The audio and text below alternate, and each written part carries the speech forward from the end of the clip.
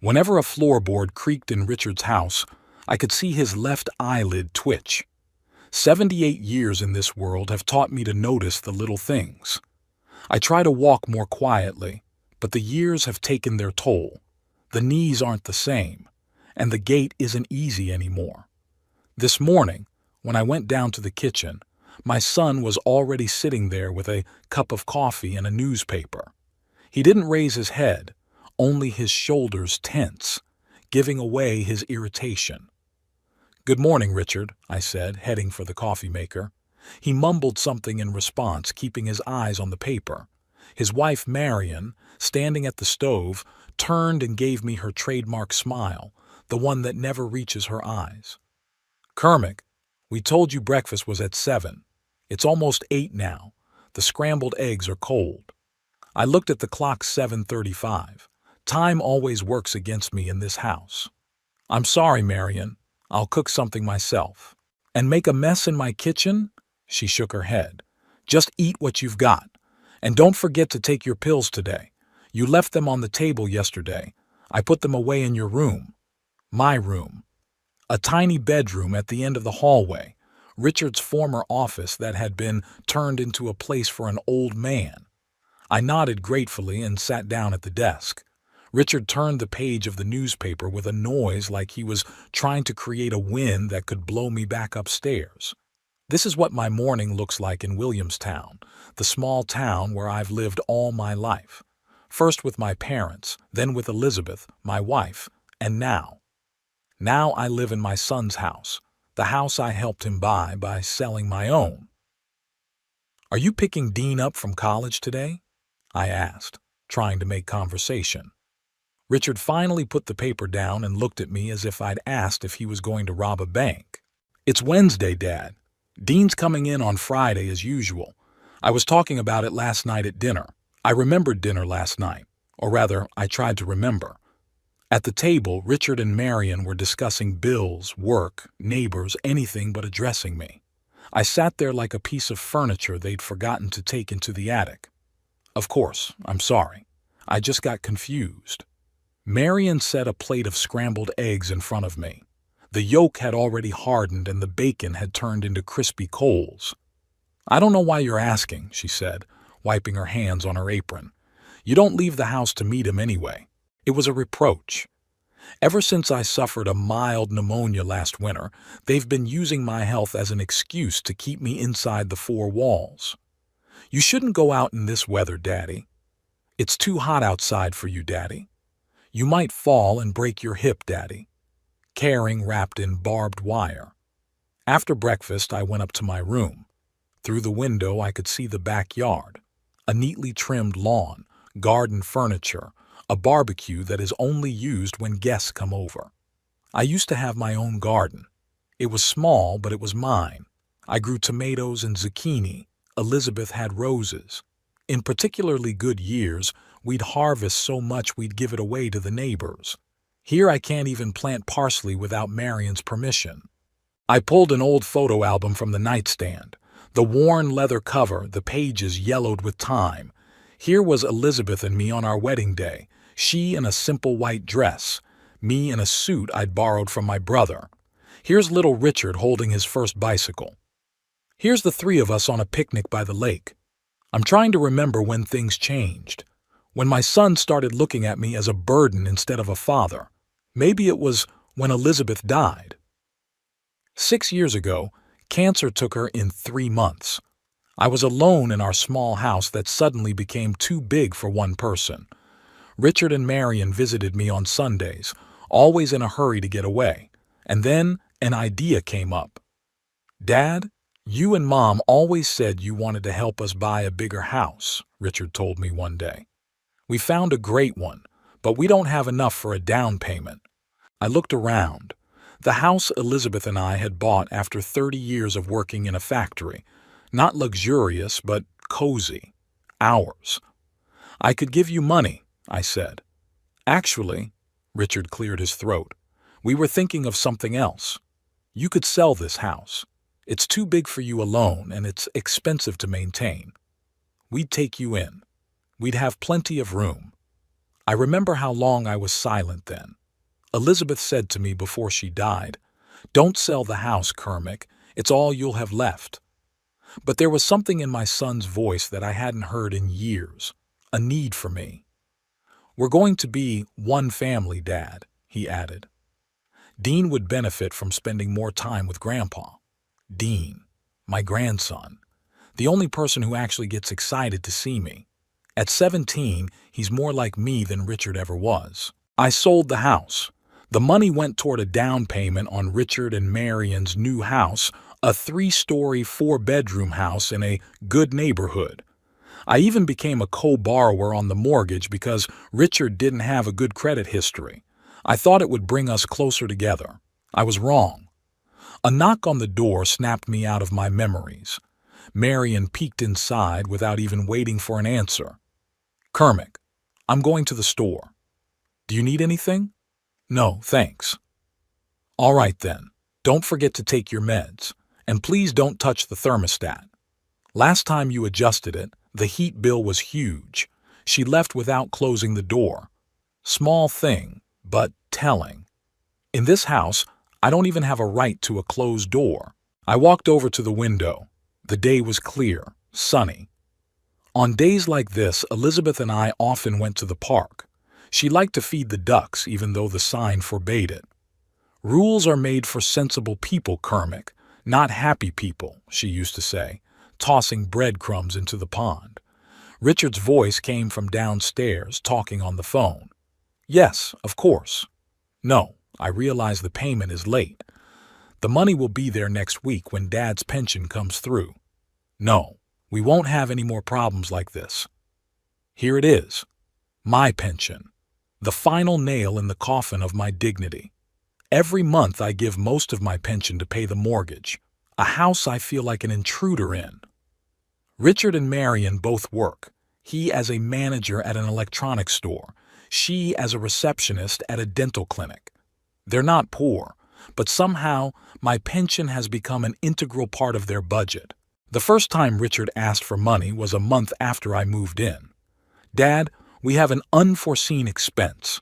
Could you help with this month?" I did, and then again, and again. Now it's no longer a request, but an expectation. Every month on the 15th of the month, I give him an envelope of money. He never says thank you. Just nods as if I'm just doing my duty. The phone on the nightstand vibrates. A message from Dean. "Hey, Grandpa, how's it going? I'll see you on Friday. I'll bring you something interesting." I smiled. Dean is a bright spot in my life here. A first-year college student, he comes home almost every weekend and always makes time for me. We play chess, watch old movies, or just talk. Sometimes I think he's the only person in this house who sees me as a person, not a walking wallet or a burden. I answered him, trying not to make typing mistakes. My fingers aren't as nimble as they used to be. "I can't wait. Take care." After lunch, when the house was empty, Richard at work, Marion on some errands of her own, I walked downstairs and out to the backyard.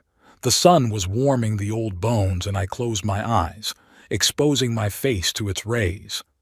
In the next lot, Mrs. Finch was hanging laundry. When she saw me, she waved her hand. "Good afternoon, Mr. Walsh. I haven't seen you in a long time." "Hello, Mrs. Finch. Lovely day, isn't it?" "Wonderful. How's your health?" "Better than they think I am." She smiled understandingly. She must be in her 70s, but she still drives a car and goes to the pool 3 times a week. "You know, Mr. Walsh, we have a group at the community center on Wednesdays. Board games, tea, sometimes dancing. You should come along." "Maybe," I replied, even though I knew Richard would find a reason why I shouldn't leave the house. "It's not safe, Daddy. You might get lost, Daddy." "What if you get sick, Daddy?" In the evening, when everyone had gathered for dinner, Richard announced the news. On Sunday, we would have visitors, my new boss and his wife. Marion tensed. Sunday, but I was planning to go to my sister's. "I know, darling, but it's important for my career. We need to make a good impression." His gaze shifted to me, and I already knew what was coming next. Dad, it would have been better if you had eaten dinner in your room that night. I slowly put down my fork. Are you ashamed of me, Richard? Of course not, he sighed irritably. It's just, James is a very demanding man. Everything has to be perfect. And you, well, you sometimes drop food or say the wrong thing. I understand, I said, though the only thing I really understood was that my own son thought I was a nuisance. After dinner, I went back to my room and sat on my bed. Elizabeth's picture hung on the wall. I often talk to her when I am alone. You were right, dear. We shouldn't have sold the house. I imagined her answering me. It's never too late to make things right, Kermit. But how? The house is sold, the money invested in a place where I feel like a ghost. My pension is going to pay the mortgage, and my savings are barely enough for a couple months of independent living. I'm trapped in my own naivety. The next day, while going through some old things in my closet, I came across a box of letters. Letters from Elizabeth when I was away on business trips from the factory. Letters from Richard from summer camp. Letters from friends, many of whom are no longer alive. And among them, an envelope with the deed to the house, the one listing me as a co-borrower. I read the terms carefully. My signature is right next to Richard's. Legally, I have as much right to the house as he does. I was not relieved by this discovery, only the bitterness of realizing how far apart we had become. I once held his little hand as he took his first steps, taught him how to ride a bike, worked overtime to pay for his college tuition, and now I'm just a line item on his budget, an inconvenient piece of furniture that can't be thrown away just because it brings in money. That evening, when Dean arrived from college, the atmosphere in the house perked up a little. He burst in with his usual energy, hugging me so tightly that I felt 20 years younger. Grandpa, I brought you something. He took a book out of his backpack, an old edition of Moby Dick. I found it at a second-hand bookstore near campus. Remember when you said it was your favorite book? I picked it up with trembling hands.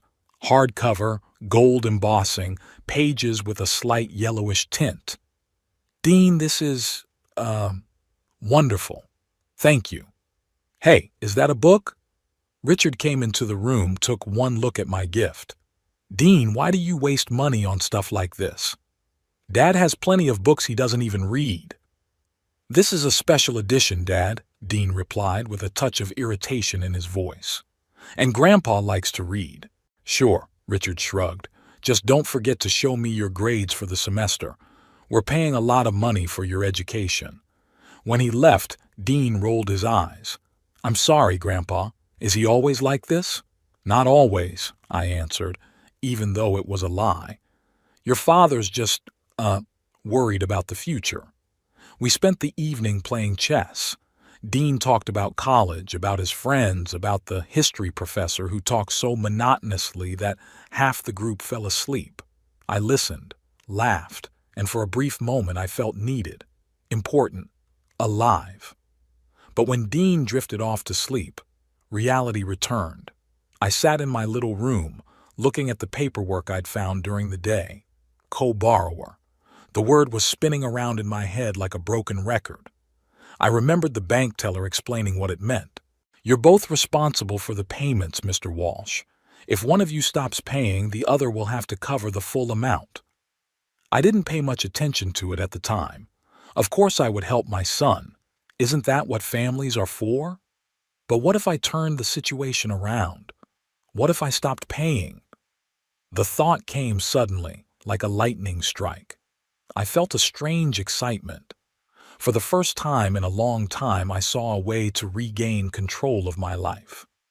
I put the papers aside and walked to the window. The night was clear, starry. Somewhere out there, among those stars, Elizabeth is watching me. What would she say? She was always kind, but fair. Sometimes you have to be tough, Kermit, to make people see the truth, she often said. I had made my decision. But first, I had to prepare myself. I had no illusions. If I took this step, there would be no turning back. Richard would never forgive me, but it might be the only way to regain my dignity. With that thought, I went to bed. For the first time in months, I fell asleep with the feeling that tomorrow would be a new day. A day when I would no longer be an uninvited guest in someone else's home. From the window of my room, I watched Dean load a bag into the trunk of the old Ford. Another Sunday night, another goodbye. My grandson waved at me and I waved back. A few minutes later, the car disappeared around the corner, leaving a void. The house was quiet again. The weekend flew by quickly, as it always did when Dean came home from college. We had time to play chess, go for a little walk in the park nearby, and watch an old Western on TV. But the most time we spent was in the garage, where Dean was restoring an old motorcycle he'd bought for nothing from a neighbor kid.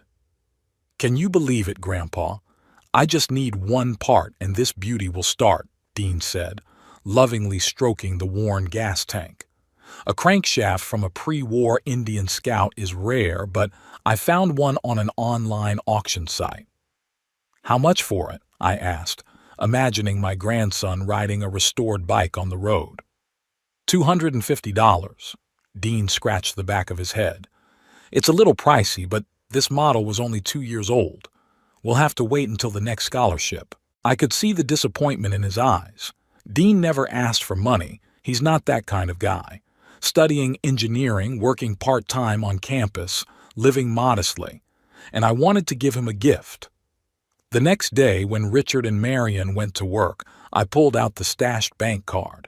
A little over $300, money I'd been saving little by little from my pension, for a rainy day, as they say. So I decided that a day when I could make my grandson happy was good enough for those savings. At the bank, I was assisted by a nice girl with the name tag Sarah. She patiently explained how to make the transfer and didn't even show annoyance when I had to double-check the numbers. "You're for your grandson, aren't you?" she asked, smiling. "How did you guess?" "You have such a face. Happy." She finished the operation and handed me the receipt. "Lucky your grandson and grandfather." I left the bank with a light heart. Then I went to the drugstore to get some medicine, painkillers for my back and eye drops, which Marion considered an unnecessary waste of money. On the way home, he bought a fresh baguette and a bottle of inexpensive wine. I wanted to celebrate a small victory. At home, I called Dean right away. "Check your email," I said, barely containing my excitement. "Grandpa, what's wrong?" "Just check it." I heard him click the mouse, then his amazed exclamation. "Grandpa, are you serious? $300? But I want you to finish your bike. Buy this crankshaft and the rest for yourself." "Grandpa, I can't accept. It's too much." "You can," I said firmly. "It's my money and I decide what I spend it on. Think of it as an early birthday present." "Thank you, Grandpa." Dean's voice trembled. I don't know what to say." "You don't have to say anything. Just take me for a ride when that hottie of yours starts up." We both laughed, and I felt a warmth spill inside. For the first time in a long time, I was doing something I wanted to do, not because I had to. Tuesday morning, I woke up to a rattling sound. The door to my room swung open so sharply that it hit the wall. Richard stood on the threshold, his face red with anger. He was clutching some kind of paper in his hand. "What the hell, Dad?" He shook the paper in front of my face. "What the hell is this?" I sat up slowly in bed, trying to focus my eyes. 7:30 in the morning. Too early for this kind of noise. "What are you talking about, Richard?" "This." He tossed the paper into my lap. A bank statement. My bank statement. $300 to Dean? Another $50 at the drugstore? And this at a time when we barely had enough for the mortgage? I folded the statement neatly. So Richard's keeping tabs on my accounts. An unpleasant discovery, but not surprising. "It's my money, Richard. My pension." "Your pension?" He let out a short laugh. "Who feeds you? Who puts a roof over your head? Who takes you to the doctors?" "I paid most of the money for this house," I reminded him quietly. So what? You think it's cheap to keep an old man? Richard started pacing around the room. Do you know how much your medications cost? And the special food? And when you broke your glasses last month? I was silent. Every word he said was like a whiplash. I didn't ask for special food. Marion was the one who insisted on diet foods because she didn't want me to go into the hospital and hang bills on them. I give you most of my pension every month, I finally said. Isn't that enough? Not enough? Richard stopped and stared at me. Dad, we're in debt up to our eyeballs. The mortgage, the car loan, Dean's tuition. And you're spending money on some motorcycle parts? It's a gift for my grandson. A gift? He shook his head. You live in a world of your own. Dean doesn't need presents. He needs an education. And for that we need money. Your money, by the way. Marion appeared in the doorway in her bathrobe, a look of concern on her face. What happened? I heard screaming. Dad's decided he can spend money left and right while we're trying to make ends meet, Richard said. Marion looked at me, and I saw in her eyes not surprise but confirmation of what she'd always thought of me. A burden, a problem, an extra mouth. Kermick, she began in that tone you use with naughty children, we've discussed this. All expenses have to be coordinated. We have a mortgage payment next week. I know about the payment, I said, and I always give you the money on time. But part of the pension is mine. I have the right to spend it as I see fit. Richard laughed, but it was a bitter, angry laugh. Yours? Dad, are you serious? Without us, you'd be living in some cheap apartment or nursing home. We took you in, took care of you. And you? I sold my house so you could buy this one, I reminded him, feeling a wave of anger rising inside. I'm a co-borrower on the mortgage. Without me, you never would have gotten the loan. And I'm supposed to be grateful for that for the rest of my life? Richard stepped closer, hovering over me. You know what my financial advisor told me? That with the market value of your old house and your contribution, you've already gotten everything in full over the years. Food, lodging, medicine, everything you owe us. Owe? I felt something breaking inside. You think I owe you something? Don't you? He crossed his arms over his chest. Who lifted you up when you fell apart after Mom died? Who kept you from falling asleep? Who made sure you took your meds, made sure you ate? I was silent, stunned. Is this really how he sees the past? I didn't fall apart after Elizabeth's death. I grieved. And I'd never spiraled down, a couple of glasses of wine in the evenings to drown out the loneliness.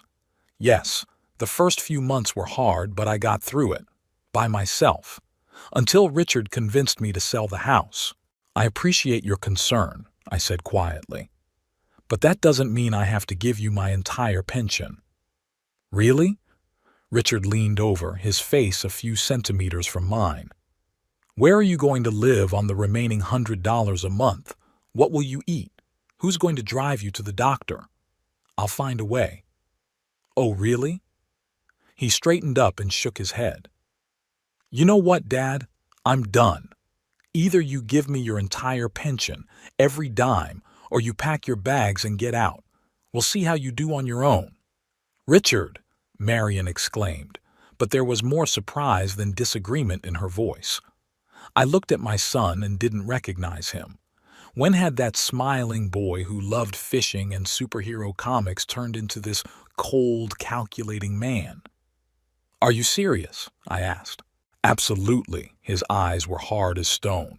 I'm tired of your antics. I'm tired of you thinking you're the center of the universe. Either you play by our rules or find a place in a state-run nursing home. Let's see if you like sharing a room with 3 other old men like you and eating scheduled meals. I got out of bed slowly. My legs were shaking, but not from fear, from anger. Anger that had been building up for years. I'm going with option 2, I said, looking my son straight in the eye. What? His confidence wavered. I'm leaving. Tonight." There was silence. Richard and Marion exchanged glances. They hadn't expected this. They thought I'd be scared, obeying, like I'd always done. "Don't be silly, Dad," Richard finally said. "Where will you go?" "It's not your concern anymore." I went to the closet and pulled out an old suitcase, the same one I'd come here with 3 years ago. "Give me an hour to pack." "Dad, you can't just—" "I can."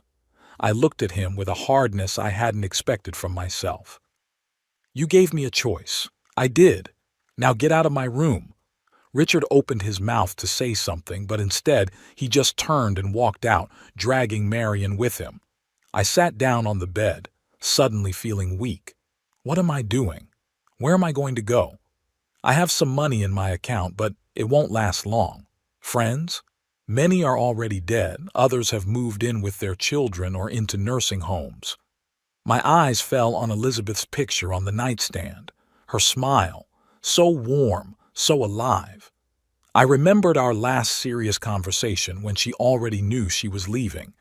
"Kermit," she had said then, holding my hand with her skinny fingers, "don't let Richard take the house away from you. He's always been too practical, too much like my father." "He's our son, Liz," I objected. "He's not like that." "He loves you in his own way," she smiled weakly. "But he's never understood the value of things that money can't measure. Promise me you'll be careful." I promised, and broke that promise the first chance I got. With a heavy sigh, I began to put things away. Some clothes, a few books, a scrapbook of photos, medication, wallet with the remaining cash, papers. It all fit into one suitcase, a pitiful summation of 78 years of life. When I left the room, Richard was standing in the hallway. His face was tense, but not so angry. "Dad, let's talk," he said softly. "You realize you're not going anywhere." "This is ridiculous." I silently walked past him toward the stairs. "Dad," he followed me. "You can't just walk away. You're sick, you're old, I'm still your father," I interrupted him at the top of the stairs, "and I deserve the respect you're not giving me." "Respect?" He was starting to get hot again. "What about respect for our family, our rules, to our financial problems?" I shook my head and started downstairs. In the living room, Marion was sitting on the couch pretending to read a magazine. She looked up when I walked in. "Kermit, don't do anything stupid," she said. "Richard is just upset. We can all come to a compromise." "Compromise?" I stopped. "Give me the whole pension or get out. What kind of compromise is there, Marion?" She looked away, unable to find something to say. I headed for the door, but I was stopped by Richard's voice. "If you leave now, you may not come back." I turned around and looked at my son. There was something in his eyes that I hadn't seen before. Fear? Insecurity? Or just the realization that his bluff hadn't worked? "That's exactly what I'm planning," I answered. At that moment, the front door swung open and Dean flew in. His face was anxious. "Gramps, what's going on?" He shifted his gaze from me to his father and back again. "I got your message." "What do you mean?" "I'm leaving." "Your grandfather decided he could live on his own," Richard said sarcastically. "Decided to play the independence game in his old age." "What?" Dean came up to me.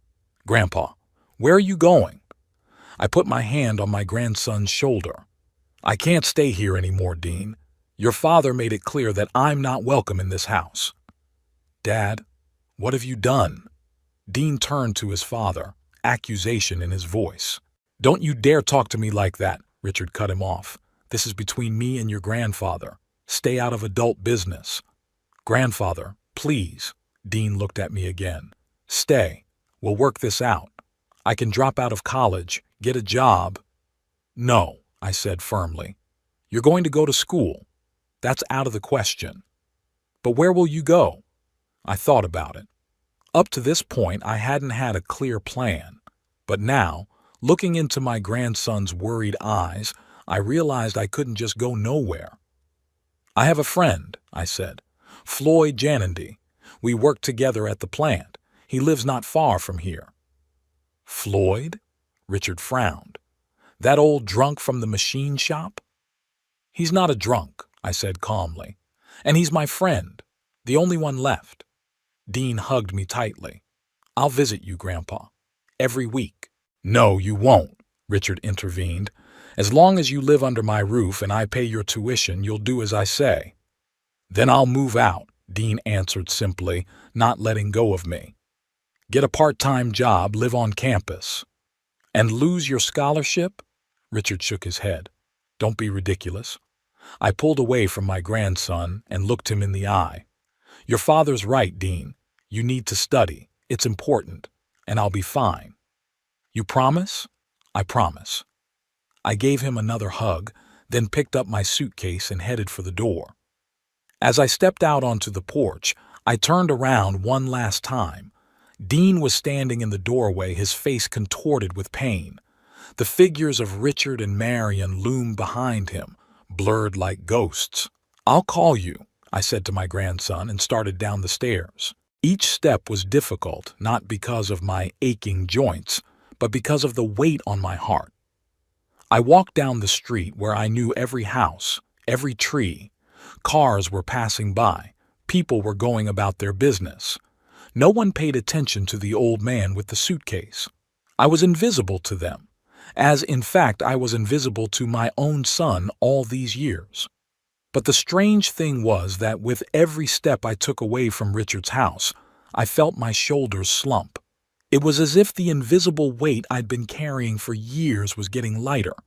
For the first time in a long time, I made the decision on my own, not out of fear, not out of duty, but because it was the right thing to do. I didn't know what lay ahead.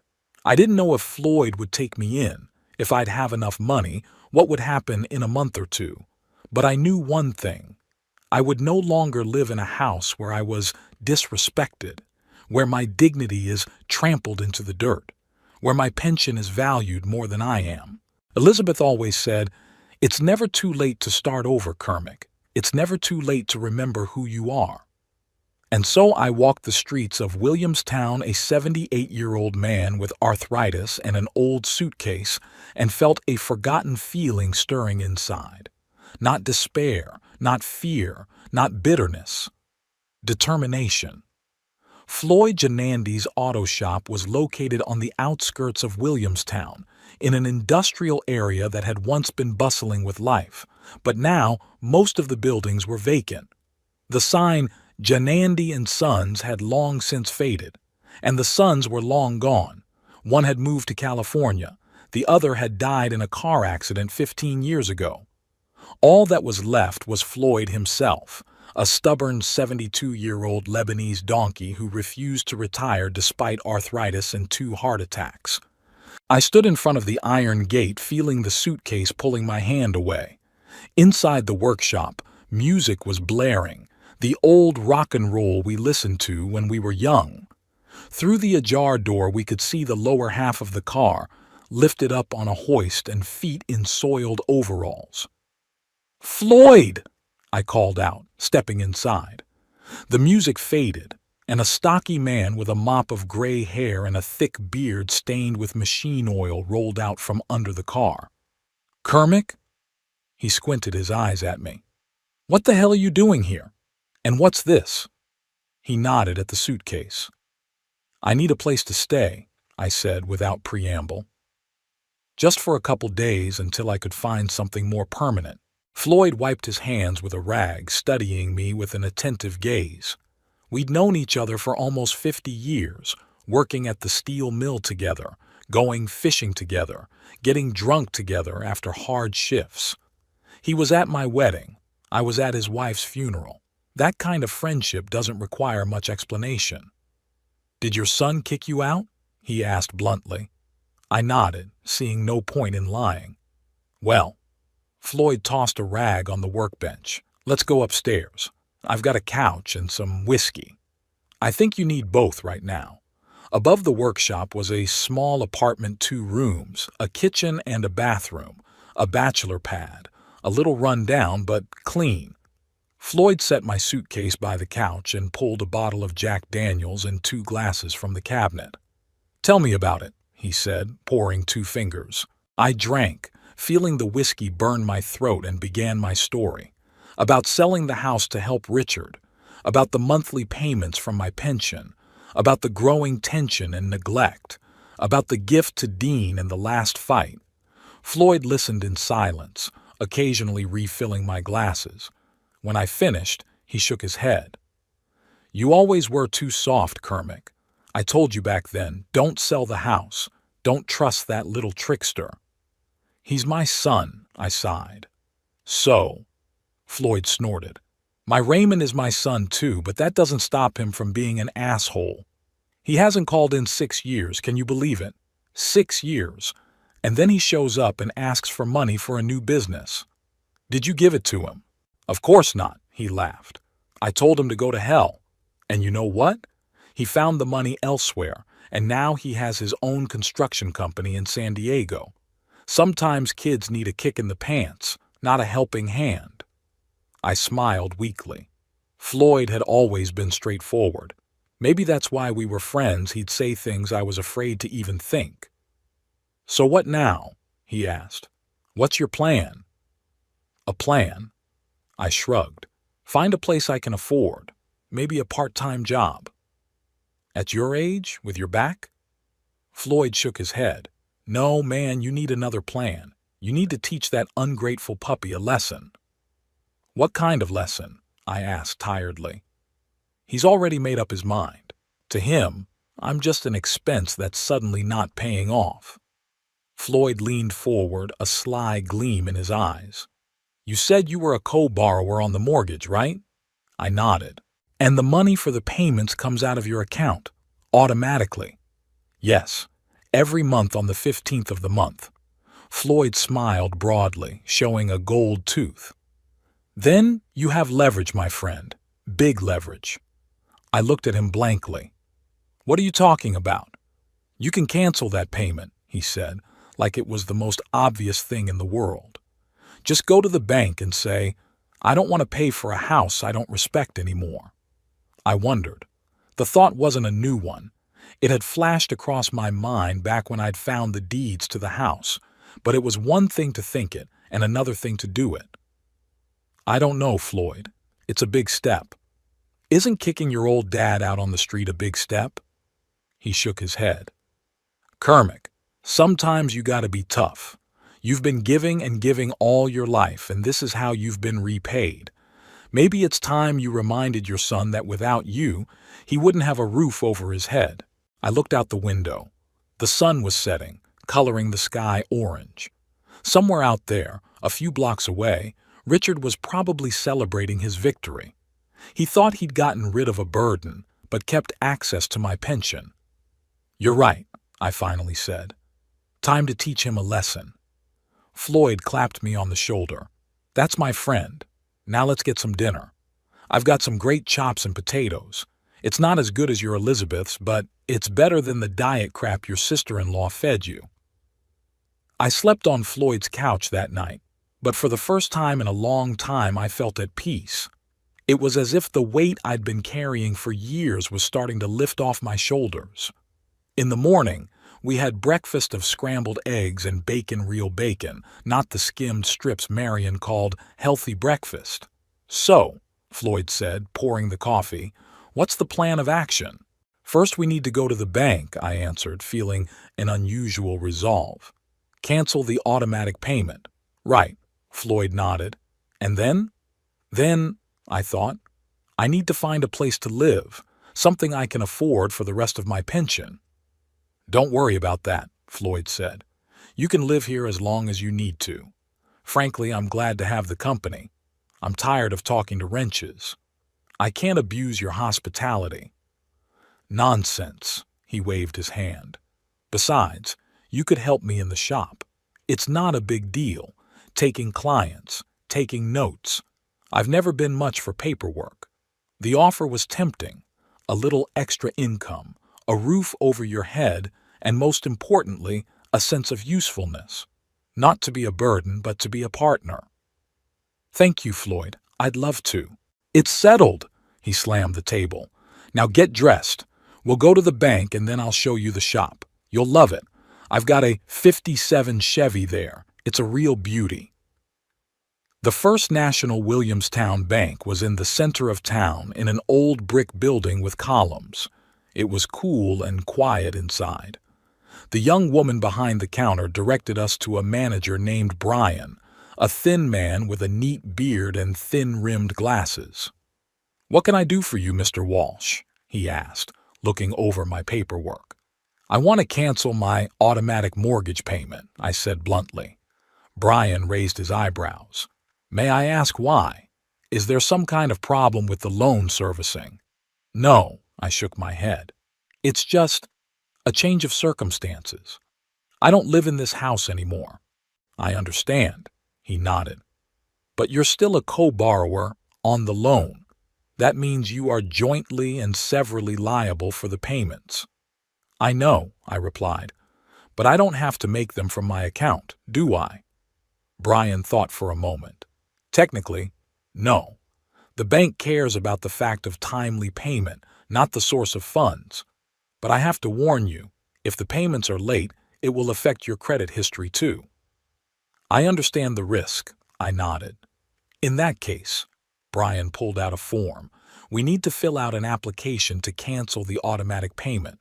This will take effect from the next billing period." I signed the paperwork feeling a strange mixture of anxiety and satisfaction. This was a decisive step, a point of no return. Now, Richard would either have to pay the mortgage out of his own pocket or face the consequences. As we left the bank, Floyd clapped me on the shoulder.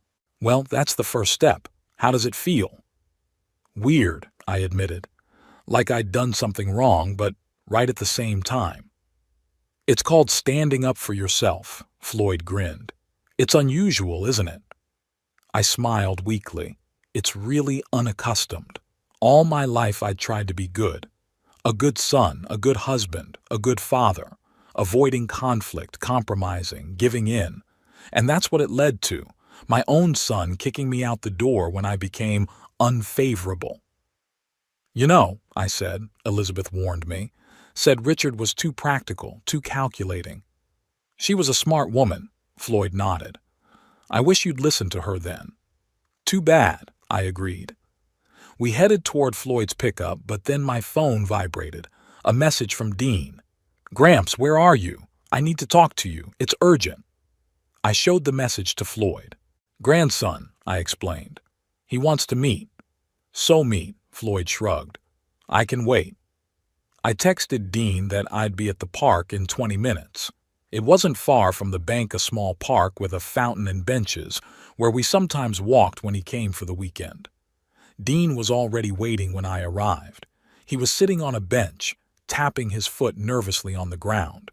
When he saw me, he jumped up and came running towards me. "Grandfather," he hugged me tightly. "I was so worried. Are you all right? Where did you spend the night?" "Easy, easy," I patted him on the back. "It's okay. I'm at a friend's house.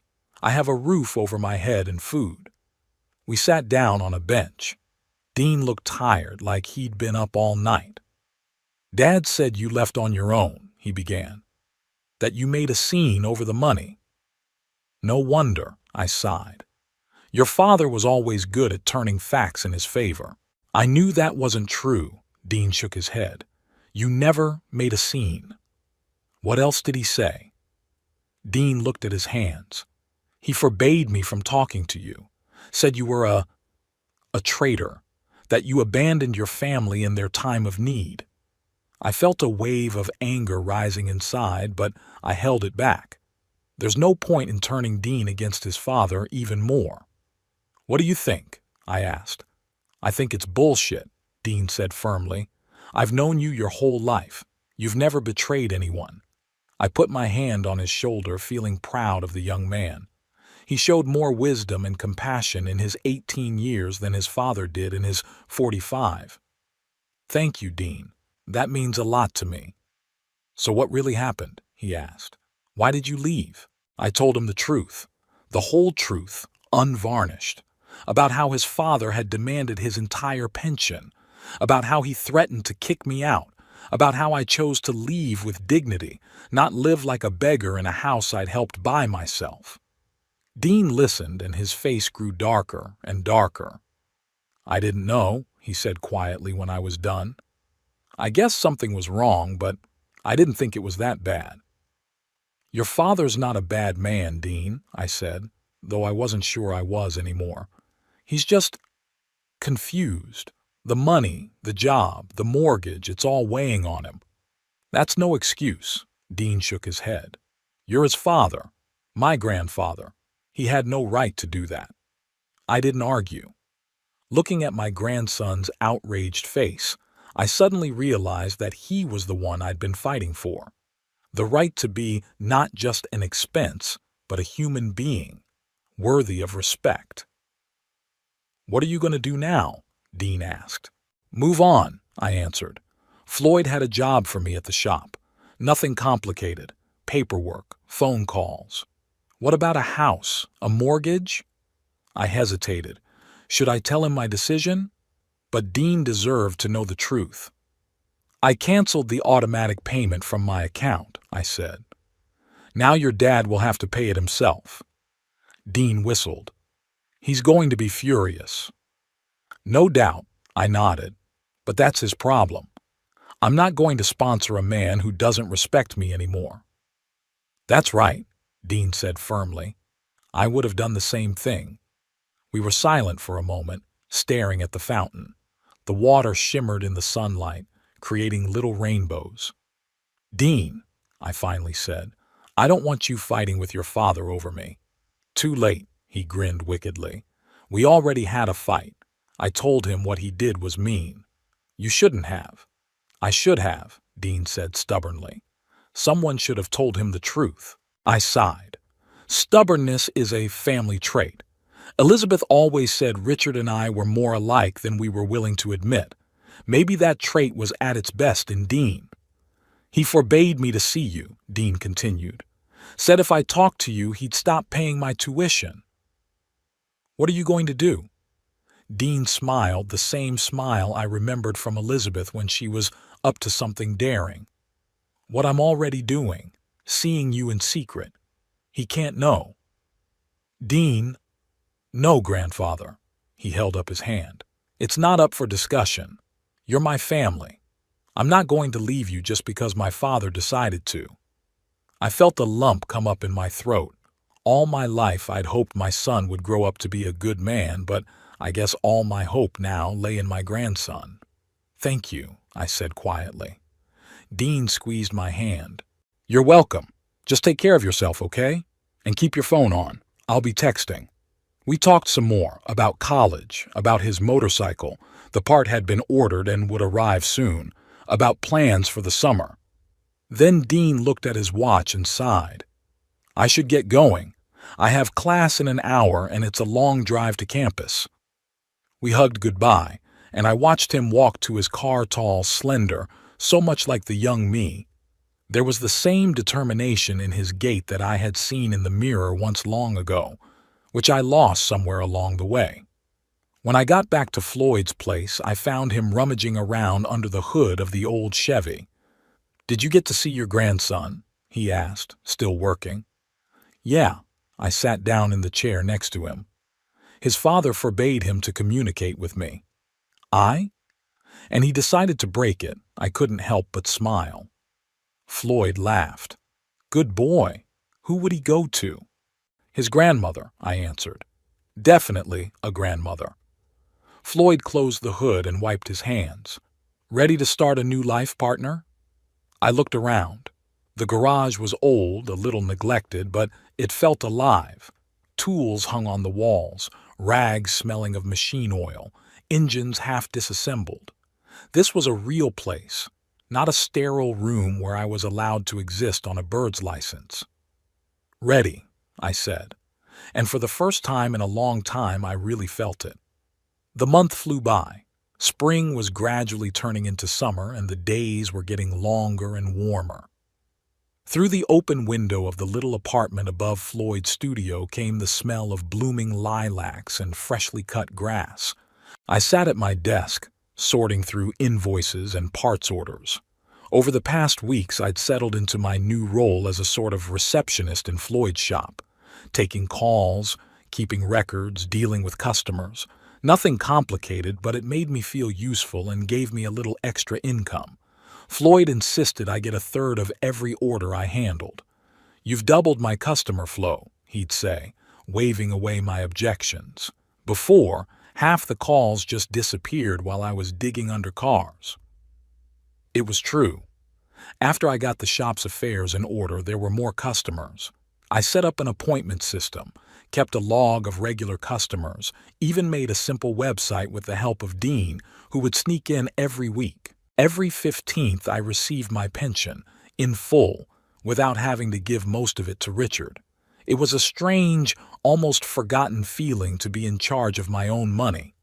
I could afford to buy a new pair of glasses, a pair of comfortable shoes, an occasional lunch at a small cafe nearby. I even started putting aside a small amount each month. Not much, but enough to feel some confidence in the future. Floyd didn't charge me rent, insisting that my help in the workshop more than covered the cost, but I knew I couldn't live on his couch forever. That day, June 16th, I went about my usual business of sorting through mail, sorting bills, planning orders for the next week. Floyd was tinkering with the engine of the old Pontiac, occasionally grumbling and demanding one tool or the other. "Kermick, have you seen a thin adjustable wrench?" he shouted from downstairs. "On the top shelf, to the left of the compressor," I answered without taking my eyes off the papers. "Oh, I see it. Thank you." I smiled. Over the weeks, Floyd and I had developed a regular rhythm of working together. He did the cars. I did everything else. In the evenings, we would sit on the small terrace, drink beer, and reminisce about old times or discuss the news. Sometimes we were joined by other retirees from the neighborhood, former colleagues, old friends. On such evenings, the workshop turned into an impromptu men's club with laughter and stories of the past. My phone vibrated, interrupting my thoughts. I looked at the screen and raised my eyebrows in surprise. A message from Richard, the first one all month. "Why did you cancel your mortgage payment?" Capital letters, exclamation points. The panic was clearly read between the lines. I put the phone away, taking my time to answer. So that was it. It had been exactly 1 month since I'd canceled the automatic payment at the bank. So the bank had already contacted Richard about the delinquency. The phone vibrated again. Another message. "Respond immediately. This is very serious." I took a deep breath. Part of me, the same part of me that had always tried to be a good father, felt a prick of conscience. But the other part, the part that had endured neglect and humiliation for the past few years, felt a strange satisfaction. Before I could decide whether to answer or not, the phone rang. Richard's name popped up on the screen. I hesitated for a few seconds, then pressed the answer button. "Hello? Dad!" Richard's voice sounded agitated. "What's going on? I just got a call from the bank. They said our mortgage payment is late and we're being fined. They're threatening to ruin our credit history." "Good afternoon, Richard," I said calmly. "It's good to hear your voice. How are you doing?" "Business?" He almost choked with indignation. "Are you kidding me? I'm in serious trouble because of you." "Because of me?" I tried to remain calm. "I don't know what you mean. Don't pretend you don't." I could hear the panic in his voice. "You canceled the automatic mortgage payment. The bank didn't get the money. Now we're facing penalties and credit history problems." "Oh, that's what you mean," I said, as if I'd just remembered. "Yes, I canceled the payment. I don't live in this house anymore, if you remember." "But you're a co-borrower," Richard shouted. "You're responsible for the payments." "Maybe," I agreed. "But nowhere does it say that I'm the one who has to make the payments, especially since you're the one who kicked me out the door." There was a pause. I could almost physically feel Richard trying to control himself. "I didn't kick you out," he finally said in a quieter voice. "You left. After you demanded that I give you my entire pension or get out," I reminded him. "I chose the second option." "Dad," his voice became almost pleading, "I wasn't myself. I overreacted. You know what a difficult time this is. The bills, the mortgage, Dean's tuition." "Yeah, I know," I nodded, though he couldn't see it. "That's why I've been helping you all these years. Gave up most of my pension. And we're grateful for it," he hastened to assure me. "Very grateful." "We are." I couldn't help the irony. "I thought I was just a burden to you, an extra mouth to feed, a man who drops food and says the wrong thing in front of guests." Another pause. Richard clearly didn't expect me to memorize his words. "Dad," he began again, softer, "I admit I was wrong. We've all been wrong. But this is no time for hard feelings. We're in serious trouble. If we don't make the payment in the next few days, foreclosure proceedings could start." "So, make the payment," I said simply. "I can't." I could hear the desperation in his voice again. "We don't have that kind of money right now. Marion had to cut back on her hours at work. My bonus was cut. We were counting on your help, just like I counted on yours when I sold my house to help you with the down payment," I said. "Just like I expected to live in a family where I was respected and not tolerated because of my pension." "Dad, please." Now he was openly begging. "I understand you're offended, but don't ruin our life because of one quarrel. Think of Dean. He could be without a home." Mentioning my grandson was a clever move. Richard knew my weakness. "Dean can always live with me," I replied. "I don't have much room, but there's room for a grandson." Are you in touch with Dean?" I could hear the suspicion in his voice. "Does it matter?" "I forbade him to see you." Richard flared up again. I knew he wouldn't listen to me. "He's a grown man, Richard. He's 18. He can decide who he wants to hang out with. As long as he lives under my roof." "A roof I helped you acquire," I reminded you, "and which you could lose if you don't make the payments." Richard made what sounded like a strangled groan. "Dad, let's not fight," he said in a different tone of voice. "I understand that you're hurt. I apologize for what I said. I really do. Let's just forget it and start over. You can go home." "Home?" I grinned bitterly. "To the little room at the end of the hallway, where I'm supposed to be quiet and invisible until it's time to give my pension." "No, indeed. It'll be different, I promise. Marion and I have talked it over. You'll be a full member of the family." "What about my pension?" I asked directly. "Do you still expect me to put it towards the mortgage?" The pause dragged on. Obviously, Richard wasn't ready for such a direct question. "Well, not all of it, of course," he finally muttered. "We can agree on some amount, a fair share." "That's it," I nodded to myself. "So nothing has changed.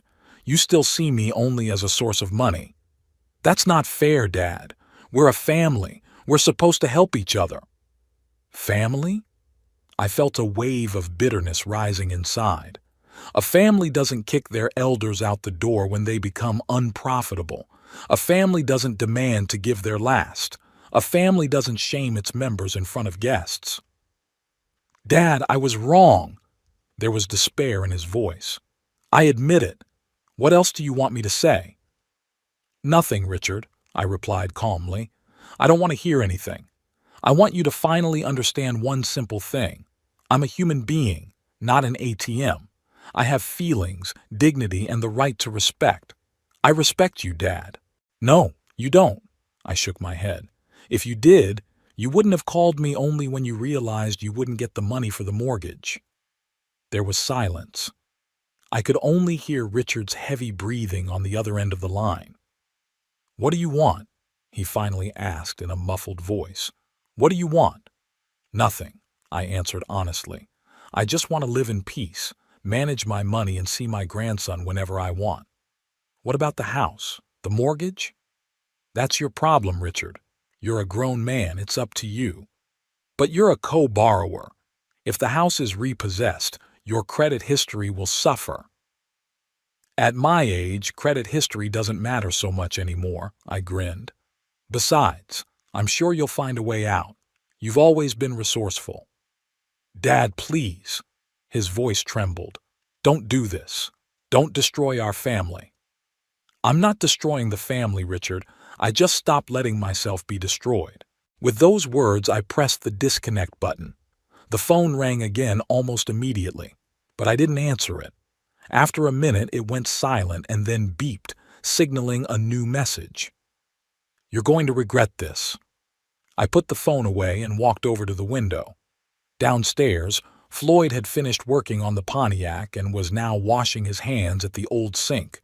His movements were confident, calm. He was whistling something to himself. I think it was an old Beatles song. I took a deep breath. A strange feeling came over me, a mixture of guilt, satisfaction, and some new, unfamiliar freedom.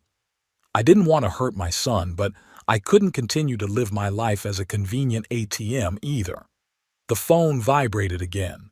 This time, the message was from Dean. Grandpa, are you okay? Dad just called you. He's freaking out. I smiled and replied, I'm fine. No worries. Just a little family talk. He was yelling at Mom, something about a payment in the bank. What's going on? I wondered. Should I drag Dean into this story? But he's already involved whether I want him to be or not. I canceled the automatic mortgage payment from my account. Your father only found out about it today. Pause. Then, wow, no wonder he's on edge. What's going to happen now? I don't know. It's up to him. Can I come over? I want to talk in person. I agreed, and we arranged to meet in an hour at a cafe near the workshop. I went downstairs to tell Floyd I was leaving for lunch. Is something wrong? He asked, noticing the look on my face. You look worried. Richard called, I answered. He just found out about the canceled payment. Floyd whistled. How's he doing? Panicked, I smiled involuntarily. Threatening, begging, blaming. The usual. And you? I told him it was his problem. Floyd clapped me on the shoulder. I'm proud of you, man. You finally showed some character. I don't know if I'm doing the right thing, I admitted. Maybe I'm too tough. Hard. Floyd shook his head. After everything he'd done? No, my friend, that's not cruelty. It's justice.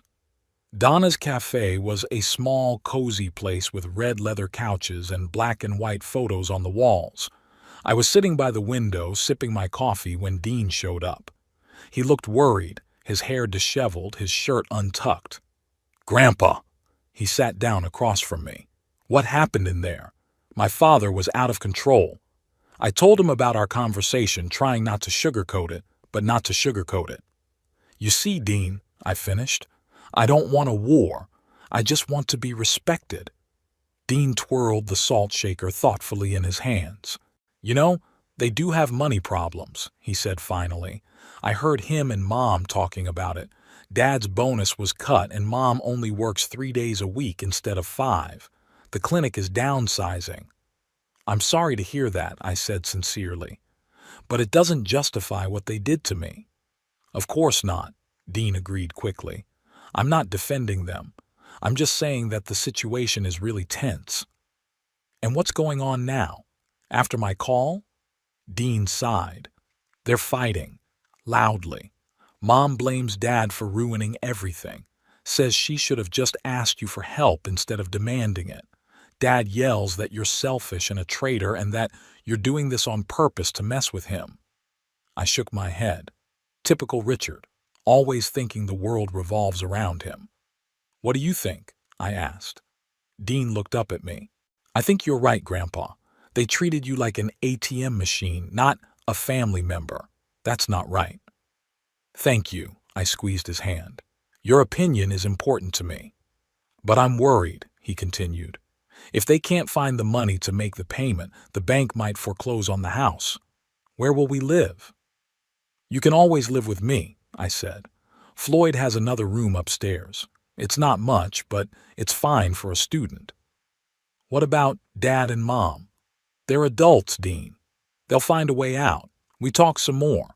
Dean told me he had exams next week and then his summer internship started. He'll be working for an engineering firm, not for money, but for experience and references. I'll come up on weekends, he said, if you don't mind. Of course I don't mind, I smiled. I like spending time with you. As we said goodbye, Dean hugged me tightly. Hang in there, Grandpa, and don't fall for your father's manipulations. He's a master at it. I won't, I promised. You hang in there too. And focus on your studies. That's the most important thing. When I got back to the workshop, I found that I'd missed 5 more calls from Richard and a dozen messages. I looked through them without opening them. Judging by the previews, there was everything from threats to pleas. The last one read, "If you don't want to help, at least pay back the money we've given you over the years." I grinned. The money they'd given me? For what? For my house that I sold, for my pension that I was giving away, for the years of silently enduring humiliation. "Is everything all right?" Floyd asked, noticing my expression. "Yeah," I answered, putting the phone away. "It's just that Richard can't get over it." "He'll get used to it," Floyd shrugged. Sooner or later he'd realize that the freebie was over. I nodded, though I was still struggling with conflicting feelings inside. I didn't want to hurt my son, didn't want to destroy his family, but I couldn't continue to be invisible, existing only for the sake of my pension. In the evening, sitting on the terrace with a bottle of beer, I watched the sunset. The sky was colored in orange and pink tones, reminiscent of a watercolor painting. It was the kind of sunset Elizabeth and I liked to watch from the porch of our old house. "Did I make the right choice, Liz?" I quietly asked the sky. "Or am I just taking revenge on our son for years of neglect?" There was no answer, of course. Only a light breeze moved the leaves on the trees, creating a soothing rustle. My phone vibrated again. This time it was Marion calling, for the first time all month. I considered answering it, but decided I'd had enough drama for the day. Whatever my decision, I needed some peace right now. I turned my phone off and took a sip of my beer. Tomorrow would be a new day. Tomorrow I would be stronger and clearer on what to do next. And today, I just wanted to enjoy this sunset and the feeling of freedom that, despite all the doubts, filled my soul. I woke up to a persistent knock on the door, not a bell, but a knock, a sharp, demanding knock. The clock showed the beginning of 9 in the morning. It was too early for the workshop's customers, and the knock was not on the garage door, but on the apartment door. Putting on a robe, I went to the door and asked, "Who's there?" "Open up, Dad. It's me." Richard's voice. I wasn't surprised after last night's conversation. It was to be expected that he wouldn't leave it at that. But I didn't think he'd come so soon, so early. I opened the door. Richard stood on the doorstep, unshaven, his eyes red from sleep, his shirt wrinkled. Behind him, I could see a car parked at the curb. "We need to talk," he said without saying hello. "Good morning, Richard," I said calmly. "Come on in." He walked into the apartment, taking a quick look at the modest furnishings, the sofa that served as my bed, the small kitchen table, 2 chairs, the TV on the dresser. Nothing superfluous, just the essentials. "So this is where you live now?" I could hear the barely concealed contempt in his voice. "Yeah," I shrugged. "It's not as luxurious as yours, but it's enough." "You realize this can't go on forever, don't you?" He crossed his arms over his chest. "Sooner or later, Floyd will get tired of your presence." "Maybe," I nodded. "But for now, we're both comfortable with the way things are. Do you want coffee?" "No," he cut me off. I didn't come here for coffee. I went into the kitchen and turned on the coffee maker. For me, if not for him. "Then why did you come here?" "You know exactly why." Richard followed me into the kitchen. Because of the mortgage payment. Ah, I pulled a cup from the cabinet. Have you made it yet? No, he raised his voice. Because I don't have that kind of money. We don't have that kind of money. I'm sorry to hear that, I replied sincerely. But I'm sure you'll think of something. Maybe take out a loan from another bank? A loan? Richard looked at me as if I had suggested he rob a bank. Do you have any idea what interest rates are these days? And our credit history is already jeopardized by delinquency. Then sell something, I suggested, pouring coffee. A second car, for example, or that big screen TV you bought before I left. Are you kidding me? His face reddened with anger. Do you realize this is our house we're talking about? A roof over our heads? I do. I sat down at the table, holding my cup with both hands. That's why I'm surprised you haven't thought of a contingency plan in case I stop paying. You're always so thoughtful. Richard took a deep breath, clearly trying to calm down. Look, Dad, he began softly, I know you're hurt. I understand that. I said things I shouldn't have said. I was rude and ungrateful, I admit it. Good, I nodded. I'm asking you, no, I'm begging you to come back, or at least resume the payments. If not for me, then for Marion and Dean. Dean can live with me if he wants, I said. There's another room upstairs. It's not much, but it's fine for a student.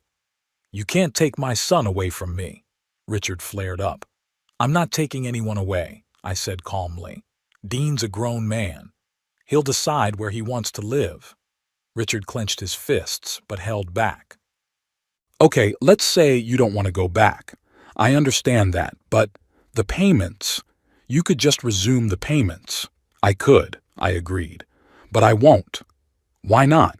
He was almost yelling. Why are you doing this? To punish me? To get revenge? I sipped my coffee, looking at my son over the cup. He looked pathetic, disheveled, scared, angry. Where was the confident man who just a month ago had threatened to throw me out on the street? I'm not getting back at you, Richard, I finally said. I just stopped letting myself be used. Used? He grinned bitterly. You're my father. It's okay for parents to help their children. Yes, I nodded, but there's a difference between helping and exploiting, between caring and controlling, between respect and neglect. I respect you, he exclaimed. No, you don't, I shook my head. You only see me as a source of money. When I stopped being useful, you kicked me out the door. I didn't kick you out, you left. After you gave me an ultimatum to give me my pension or get out, what choice did I have? Richard was silent, staring at the floor. Then he looked up, and there was something new in his eyes. Not anger, not fear, but something like understanding. All right, he said quietly. I was wrong. I admit it. I apologize. Sincerely.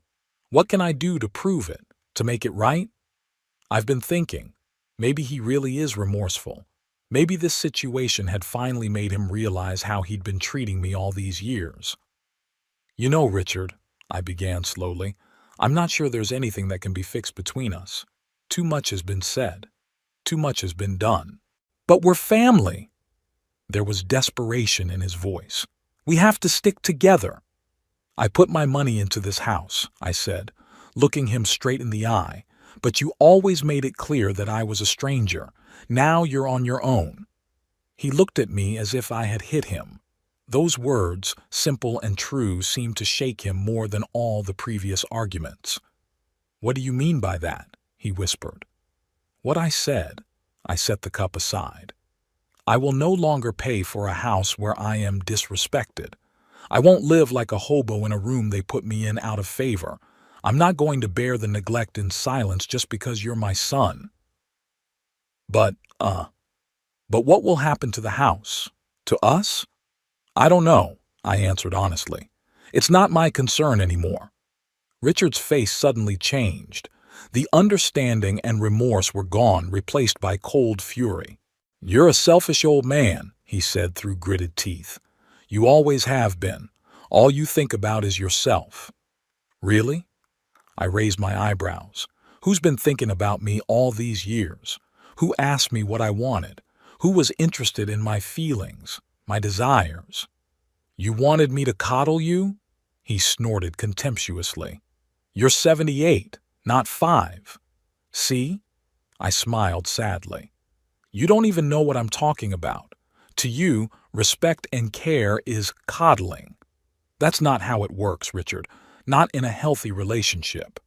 He looked at me with undisguised hostility. You know what? Do whatever you want. Live in this dump if that's the way you like it. But don't come to me when you need help, when Floyd kicks you out, or when you get sick, or when your money isn't enough for medicine. Don't worry, I replied calmly. I'm not coming. I have insurance and a little savings. That will be enough. Insurance? He suddenly became alarmed. What kind of insurance? Medical and life insurance, I shrugged.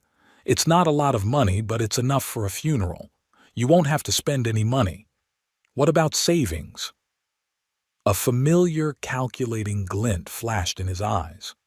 Do you have any savings? A little, I answered evasively. By the way, I recently changed my will. Will? He tensed. What kind of will? The usual one. I stood up to pour more coffee. Before, everything was supposed to go to you as the sole heir. Now Dean gets everything when he graduates from college. What? Richard jumped up from his chair. You can't do that. I already did, I said calmly. Last week. Signed it with a notary. It's not fair, he was furious. I'm your son. I'm your only child. And Dean is my only grandson, I pointed out, and the only family member who sees me as a person, not a walking wallet. I'll sue, Richard threatened. I'll contest the will. I'll prove that you were incapacitated. You can try, I shrugged, but a notary and 2 witnesses will prove that I was of sound mind and good judgment. Besides, it's not a lot of money to spend on lawyers. Richard looked at me as if he were seeing me for the first time in his life. Maybe he did. Maybe it was the first time he'd seen me for real, not a deadbeat father willing to do anything for his son, but a man with his own will and dignity. You planned the whole thing, he finally said. From the beginning, the leaving, the canceling of the payments, the will. Not from the beginning. I shook my head. But yes, I'd been thinking about it for a long time. I've just been hesitant to make a move. Your ultimatum was the last straw. Richard grabbed the jacket he'd thrown on the back of the chair. I'm not going to stay here and listen to this. You made your choice. I made mine. I'll see you at your funeral if I live to see it. Richard, I called out to him when he was already at the door, you know what the saddest thing is? That even now you're only thinking about money. Not about losing your father, but about losing your source of income. He froze for a moment, then opened the door abruptly and walked out, slamming it so hard that the glass rattled. I remained seated at the table, staring out the window as he got into the car and sped off with a screech of tires. Strangely, I felt no bitterness or regret, just a quiet, calm certainty that I had done the right thing. Floyd, attracted by the noise, peered into the apartment. What was that? He asked. I saw your son run out of here like he was being chased by devils. One last conversation, I said. I don't think he'll show up again. And how are you? I wondered. How am I? Is my heart broken? Do I regret what I said? Do I want it all back? I'm fine, I finally said. Strangely, I'm really okay. Floyd nodded understandingly and didn't ask any more questions. That was our friendship. We understood each other without words. Days turned into weeks, weeks into months. Life went on as usual. I continued to work in the workshop, to see Dean, to enjoy simple pleasures, a good book, a cup of coffee on the terrace, the occasional game of chess with Floyd or other friends. Richard didn't call or write. I learned through Dean that the bank had begun foreclosure proceedings on the house. They had failed to cover several payments in a row. Marion became depressed, blaming Richard and me for everything. Richard was drinking more than usual and blamed me for his troubles too. Dean sounded tired and frustrated when he talked about it. In mid-autumn, when the maple leaves outside the window turned bright red, Dean came to me with a large gym bag. "Grandpa, can I stay with you for a while?" he asked, standing on the doorstep. "It's unbearable at home." "Sure," I said without hesitation. "The room upstairs is free. It's just a little dusty." "I'll clean it up." He smiled with relief. "Thank you, grandfather." We went upstairs to a small room under the roof. Floyd's youngest son had once lived here, the one who'd been killed in a car accident. Floyd hadn't come in here in years, but when I asked if I could use the room for Dean, he just nodded and gave me the key. "What happened?" I asked, helping Dean spread fresh linens on the bed. "Is it something serious?" "The bank is officially foreclosing on the house," Dean answered without looking at me. "We have to move out in 2 weeks. Dad found a small apartment on the outskirts. 2 bedrooms for him and Mom. They offered me a cot in the living room." "Is that why you left?" "No." He shook his head. "It wasn't that. I could have slept on the cot. It's the atmosphere. They fight all the time. Mom cries, Dad drinks, and they talk about you all the time. How awful you are, how you betrayed them, how you made them lose everything." "I'm sorry to hear that," I said sincerely. "Don't be." Dean finally looked at me. "It's not your fault. I get it. They brought the situation to this on their own. I tried to talk to my dad to convince him to stop drinking and get a part-time job. I've tried to calm my mom down, offer to help her move, but they don't listen. They're wallowing in self-pity." I sat on the edge of the bed, suddenly feeling tired. I wasn't 30 years old after all, or even 60. In my 78, every strong experience took its toll. "You know, Dean," I said slowly, "sometimes people can't accept the truth, can't admit their own mistakes. Then they look around for someone to blame. It's easier than looking in a mirror." "I know," he sat down next to me. It's so sad to see people who should be strong break because of their own pride and selfishness." We didn't talk for a while. A crow cawed outside the window, reminding us that the world goes on with its life despite our dramas. "What are you going to do now?" I finally asked. "With college, I mean." "I'm going to keep going," Dean said firmly. "I have a scholarship that covers tuition. I can pay my own dorm fees. I have a part-time job on campus. And I'll come here on the weekends if that's okay with you." "Of course it's okay," I smiled. "I like your company." "And I like yours, Grandpa." He put his arm around my shoulders. "You know, I've learned a lot from you these past few months, especially how important it is to keep your dignity, even when things go wrong." "I'm not sure I've learned a good lesson," I admitted. "Maybe I should have been softer. Maybe I shouldn't have brought it to this point." "No," Dean shook his head. "You did the right thing. You gave them a chance, lots of chances. They chose their own path." We went downstairs and I made dinner. Simple but hearty. Scrambled eggs and cheese, toast, some salad. We ate at the small table, chatting about college, the latest movies, the books we were reading. The usual grandfather and grandson conversation. No drama, no mutual accusations, no manipulation. After dinner, I showed Dean my new project, a small table made of wood that I had been crafting in my spare time. Floyd let me use part of the workshop for carpentry. Nothing complicated, just a hobby so my hands don't forget the skills. "That's great, Grandpa." Dean ran his hand over the smooth surface. "You've always been a handyman." "Yeah, once upon a time," I grinned. "My hands aren't the same now, but they're still good for simple things." We went out onto the terrace. The evening was quiet, warm for October.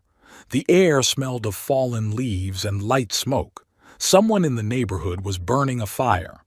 We were sitting on old wicker chairs that I had found at a rummage sale and restored. Me with a glass of whiskey, Dean with a bottle of beer. "Do you think they'll ever understand?" Dean suddenly asked. "Dad and Mom." Will they realize they screwed it up? I don't know, I answered honestly. Some people never admit their mistakes. It's easier for them to believe that the whole world is against them. It's sad. Dean took a sip of his beer. You know, I sometimes think, what if I become like that? What if it's hereditary? You won't, I said firmly. You're different. You're more like your grandmother. You have her eyes and her heart. Dean smiled. Thank you, grandfather. It's a shame I barely remember her. She'd be proud of you. I put my hand on his shoulder. So would I. We sat for a while longer, looking at the stars that were beginning to show in the darkening sky. Then Dean went to unpack, and I stayed on the terrace pondering the vicissitudes of life. Once upon a time, I had a house, a wife, a young son. I dreamed of a happy old age with my family, of babysitting grandchildren, of my son taking care of me, of us gathering around the big table on holidays. The standard American dream. That's not what life had in store for me. Elizabeth left too soon. My son didn't grow up the way I'd hoped. I lost my home. Twice.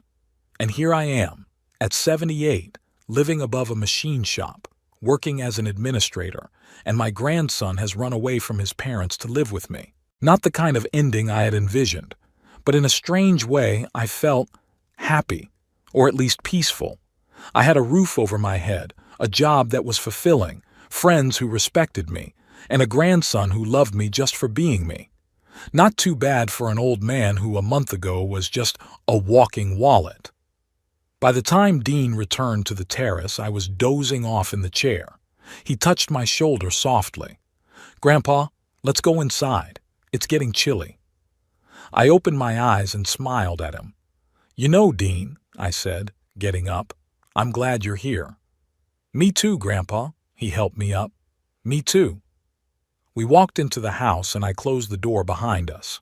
An old lamp was burning on the table, casting a warm light on the walls.